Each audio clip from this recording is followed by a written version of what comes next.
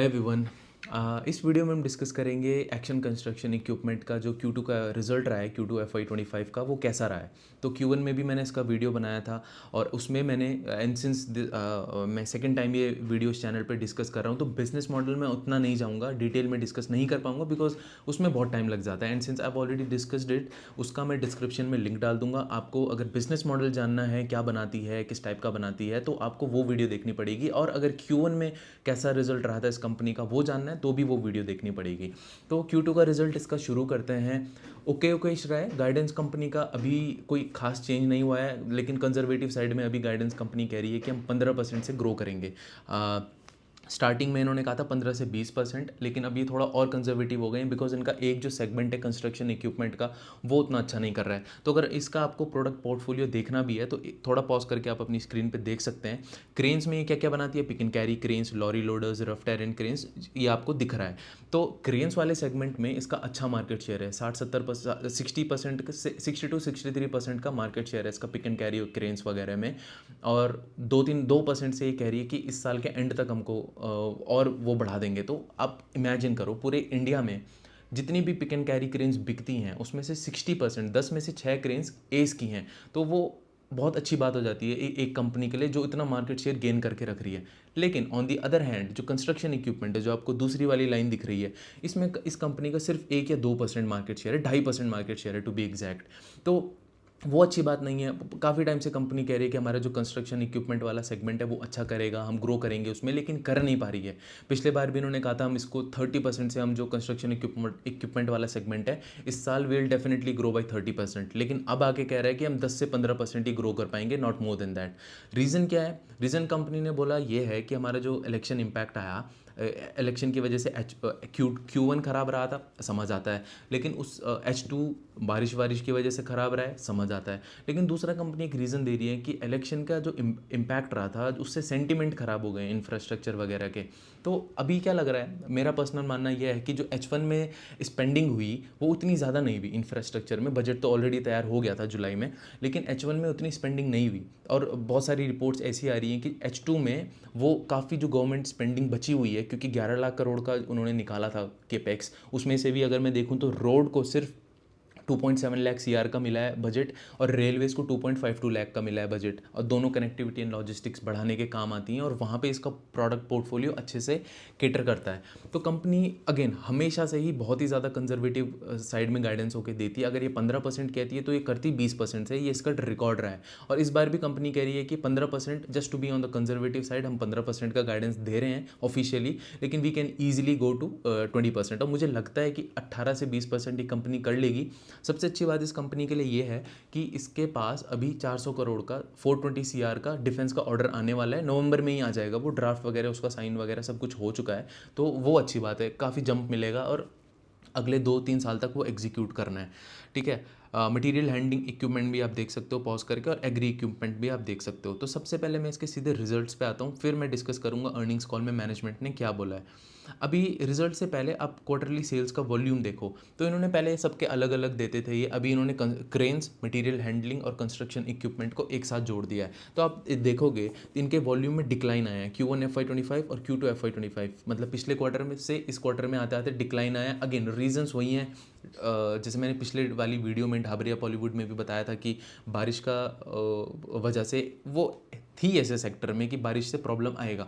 इसका भी सेम चीज़ है। Historically in their 29 years of experience इन्होंने नोटिस किया है कि 55% रेवेन्यू इनका H2 में आता है, मतलब Q3 और Q4 में आता है, और इन गुड टाइम्स वो 60% भी चला जाता है। तो हमको ये भी चीज़ समझनी पड़ेगी, जिस हिसाब से गाइडेंस दे रही है कंपनी फ़िलहाल तो उससे उतना अच्छा परफॉर्म नहीं कर रही है, लेकिन आगे जाके मुझे लगता है कि फॉर द ओवरऑल ईयर, क्योंकि अब इसको 15-20 से ज़्यादा ही ग्रो करना पड़ेगा, क्योंकि अगर ये 20 से ज़्यादा ग्रो नहीं करेगी तो 20% ग्रो नहीं कर पाएगी for the overall year, because H1 में उतना अच्छा ग्रोथ नहीं आया है इस कंपनी का, और ये काफ़ी अच्छा ग्रोथ करती थी। तो हमको H2 में देखना पड़ेगा कि ये कैसा ग्रो करती है। वॉल्यूम डिक्लाइन इसीलिए हुआ इस सेगमेंट में बिकॉज कंस्ट्रक्शन इक्विपमेंट, अगेन मैंने बताया कंपनी होपफुल थी कि कर पाएगी, लेकिन कंपनी का ऐसा है ना, कंपनी कहती है कर पाएगी, आके एडमिट जरूर करती है कि हम होपफुल थे and it didn't plan out to be well and we are being very honest with you कि हमसे ये नहीं हो पाया। और जो इनसे हो पाता है वो भी कहती है कि यार हमारा जो क्रेन्स का सेगमेंट है, पिक एंड कैरी क्रेन्स का, उसमें 63% अभी तक मार्केट शेयर है, और 2% हम साल के एंड तक वो और बढ़ाएंगे, और हमारा एम है कि 70% लेके जाएंगे, मतलब 10 में से 7 पिक एंड कैरी क्रेन्स एस की होंगी। ठीक है। एग्री इक्विपमेंट में देखने का फ़ायदा नहीं है वॉल्यूम्स को, बिकॉज इन्होंने जो रोटावेटर्स होते हैं वो डिसकंटिन्यू कर दिए हैं। तो एग्री इक्विपमेंट का कुछ खास समझ नहीं आ रहा है कि कैसा ग्रो करेगा, बिकॉज कोई कहता है मानसून अच्छा आ रहा है, कोई कह रहा है मानसून ख़राब आया है, कोई कह रहा है फार्मर्स इनकम बढ़ेगी, कोई ये कह रहा है, कोई वो कह रहा है। तो उस हिसाब से हमको देखना पड़ेगा। आई डोंट थिंक कि even company is very sure about increasing its agri equipment. ठीक है। अभी क्वार्टरली फाइनेंशियल परफॉर्मेंस अगर आप देखोगे तो टोटल इनकम की अगर मैं बात करूं, वाई ओ वाई लेवल पे 14.6% से बढ़ा है, तो 15% मान के चलते हैं अपने गाइडेंस के हिसाब से। थोड़ा नीचे ऊपर तो हो ही जाता है। एबिटा मार्जिन्स लेकिन 267 बेसिस पॉइंट से इंक्रीज हुए हैं। एबिटा मार्जिन्स में इंक्रीज होने का रीज़न ये रहा है, फर्स्ट जो स्टील प्राइसेस हैं वो डिक्लाइन हुए हैं, जो इनका रॉ मटेरियल बेसिक कमोडिटी जो प्राइसेस है वो डिक्लाइन हुए, तो उनको एडवांटेज मिला है उस चीज़ का। अभी हमेशा नहीं मिलेगा, ये भी आपको ध्यान रखना है कि इस बार ही मिल गया, लेकिन अगर स्टील प्राइसेस बहुत ज़्यादा बढ़ गए तो 1-2 महीने का इनको, 1-2 क्वार्टर्स का इनको डिक्लाइन भी लेना पड़ सकता है मार्जिन्स में। तो ये over long period of time ये चीज़ न्यूट्रलाइज हो जाती है। कोई कई कई क्वार्टर्स में स्टील प्राइसेस डिक्लाइन होते हैं तो इनको फ़ायदा होता है, कई में बढ़ जाते हैं तो इनको थोड़ा नुकसान भी होता है, अनटिल ऑनलेस जब तक वो ट्रांसफ़र नहीं करते हैं अपने एंड कस्टमर्स को वो प्राइस। अब प्रॉफिट आफ्टर टैक्स अगर हम देखें वो 28.3% से बढ़ा है, और मतलब ऑलमोस्ट डबल। रेवेन्यू 14.6% से बढ़ा है, और जो पैट है वो बढ़ा है 28.3% से। तो मार्जिन्स में एज सच कोई भी प्रॉब्लम नहीं है कंपनी को, बस थोड़ा ग्रोथ स्टैगनेंट हो गया कंपनी का। स्टैगनेंट भी क्या बोलूँगा, 14% अच्छा ग्रोथ होता है, लेकिन ये कंपनी ज़्यादा करती थी, अब ये कंपनी कम कर रही है। यही रीज़न है ना, स्टॉक 1700 से लुढ़कता हुआ आजकल 1200 के लेवल पे खड़ा है, तो रीज़न भी तो होना चाहिए ना उसके पीछे। ठीक है। इसमें अगर आप की कंसोलिडेटेड हाइलाइट्स भी देखेंगे तो आप ये पॉज करके देख सकते हैं कि टोटल इनकम कैसे बढ़ा H1 FY25 में। ये इतना इंपॉर्टेंट स्लाइड, मतलब ऑब्वियसली इंपॉर्टेंट तो है, लेकिन इसमें समझाने जैसा कुछ नहीं है। सिर्फ ये आप समझो कि जो इनका वर्किंग कैपिटल है वो भी अच्छी तरीके से जा रहा है, और नेट डेट टू एबिटा में थोड़ा सा ऊपर की तरफ शिफ्ट हुआ है। मतलब आप ये कह सकते हैं कि कैश थोड़ा कम हुआ है, बट इन्होंने ना ज़मीन खरीदी है, लैंड बैंक खरीदा है ऑलमोस्ट 82 एकर्स का लैंड एक्वायर कर लिया है। इनके पोजीशन में वो आने वाला है, बिकॉज इनको अगेन ये कैपेसिटी एक्सपेंशन कर रहे हैं। अभी इनके पास जो कैपेसिटी है वो है 4500 करोड़ के रेवेन्यू को जनरेट करने की, और Q4 मतलब अभी 2 क्वार्टर्स बाद Q4 इस साल के एंड होते होते वो 600 करोड़ से और एक्सपेंड कर देंगे, और थोड़ा और आगे जाके इनको अगर लगेगा कि हमको, मतलब 5100 तो हो गई, अभी 4500 CR का रेवेन्यू पोटेंशियल है इनके पास।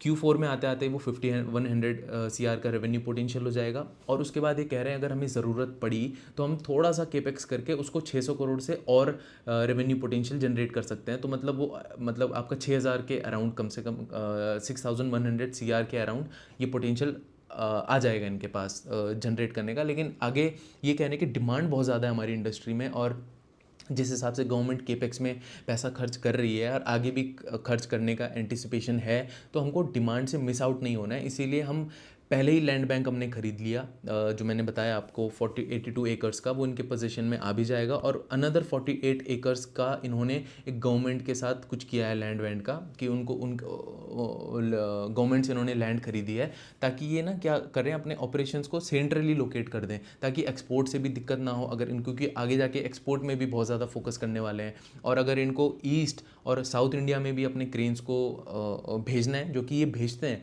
तो इनको लॉजिस्टिक कॉस्ट में भी बेनिफिट हो। और फिर से अगेन हर कोशिश करती है कंपनी इसके मार्जिन्स को इम्प्रूव करने की, और वो कर रही है। बस सेल्स में थोड़ा प्रॉब्लम आ रहा है, बिकॉज हम समझ सकते हैं H1 इतना अच्छा नहीं रहता है। ठीक है।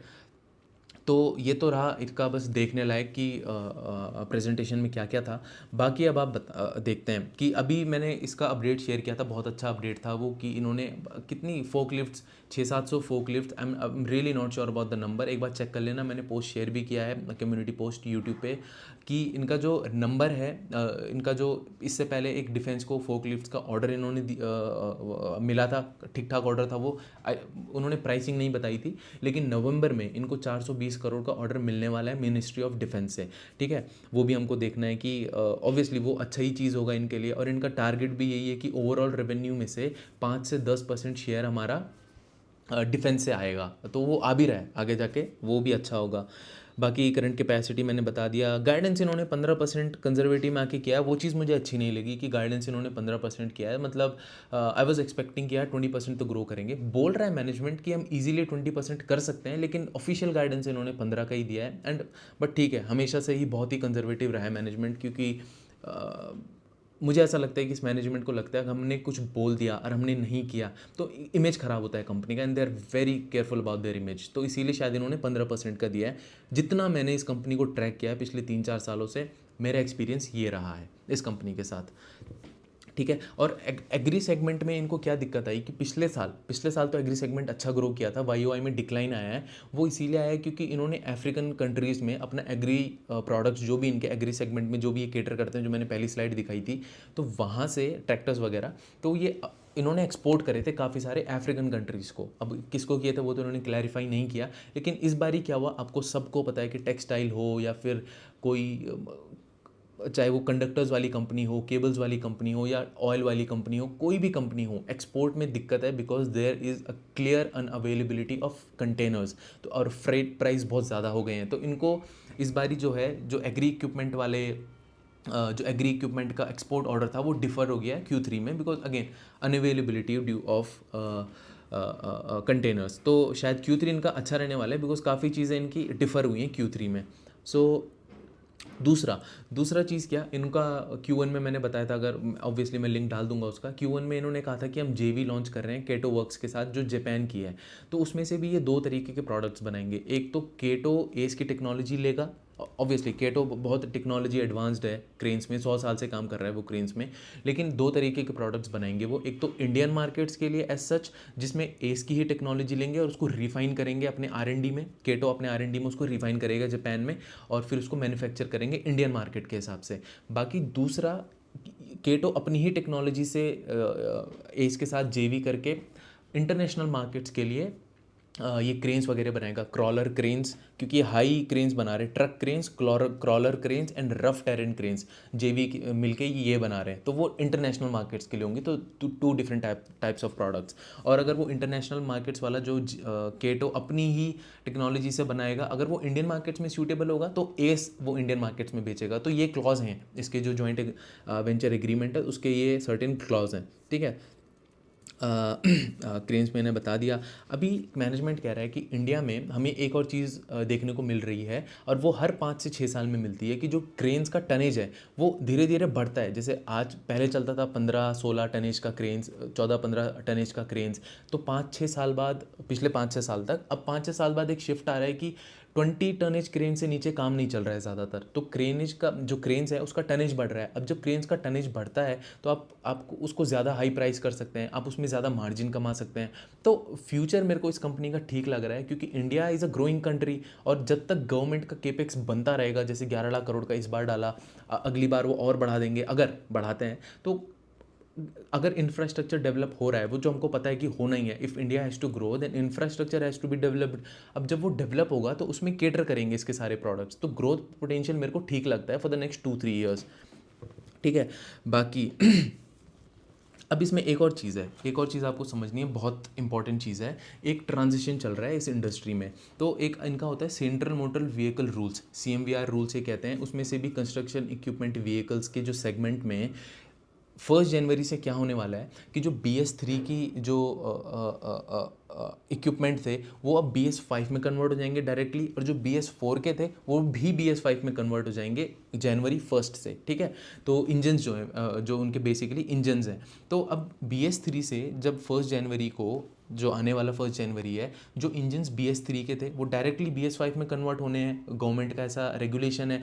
तो उनका प्राइस, वो जो इक्विपमेंट में नए इंजन डलेंगे उनका प्राइस जो 1 जनवरी से बाद में बिकेंगे, उनका प्राइस जो है 11 ऑलमोस्ट 12% से बढ़ने वाला है, पूरी मशीनरी का प्राइस, बिकॉज इंजन आपका सीधे BS3 से BS5 में कन्वर्ट होएगा 1 जनवरी के बाद। अब जो BS4 से BS5 में कन्वर्ट होगा उसमें जो प्राइस हाइक आएगा इनकी इक्विपमेंट में, वो आएगा 5 से 6% का। तो कंपनी अभी एक दो हफ्तों में शायद नया लिस्ट निकालेगी कि जनवरी के बाद इनकी जो मशीन्स हैं, इक्विपमेंट हैं, जो भी है, जिसमें भी ऐसे इंजन्स डल रहे हैं जो BS3 से BS5 या BS4 से BS5 में कन्वर्ट होंगे, उसका अपडेटेड लिस्ट ये निकालेंगे कि 1 जनवरी से हमारा ये प्रोडक्ट जो है ये 12% इतना बढ़ जाएगा, और ये BS4 टू BS5 वाला 5-6% हम कॉस्ट बढ़ा रहे हैं।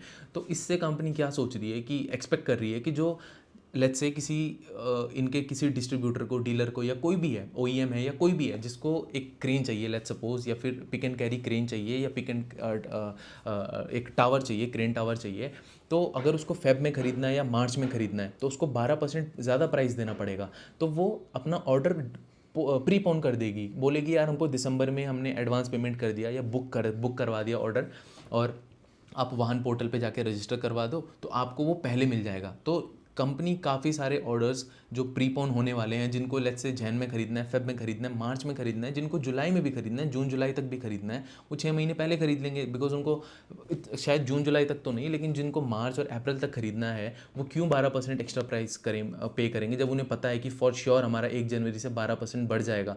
तो वो 1 जनवरी से मार्च में खरीदने से पहले नवंबर में खरीद लेंगे, दिसंबर में खरीद लेंगे। तो इस अगर ऐसा हुआ, आई एम नॉट श्योर कि it will pan out this way, लेकिन ऐसा हुआ तो काफ़ी सारा प्रीपोन हो जाएगा सेल्स का, और हमको एक अच्छा सेल्स फिगर देखने को मिल सकता है इस कंपनी में, ठीक है।